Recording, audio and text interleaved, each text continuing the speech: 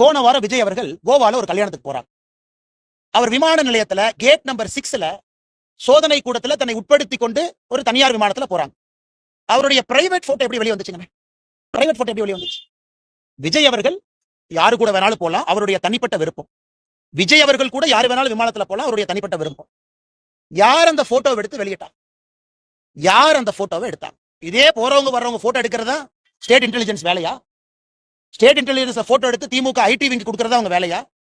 ஆனா ஒரு மனிதருடைய தனிப்பட்ட வாழ்க்கையிலே தலையிடுவதற்கு யாரும் உரிமை இல்லை. அவங்க பேசுறது பிஜேபிக்கு எதிராக பேசினா கூட நான் இந்த கட்சியினுடைய மாநில தலைவராக சொல்லுகிறேன். இதுதான் நீங்க காட்டக்கூடிய அரசியல் நாகரிகம்.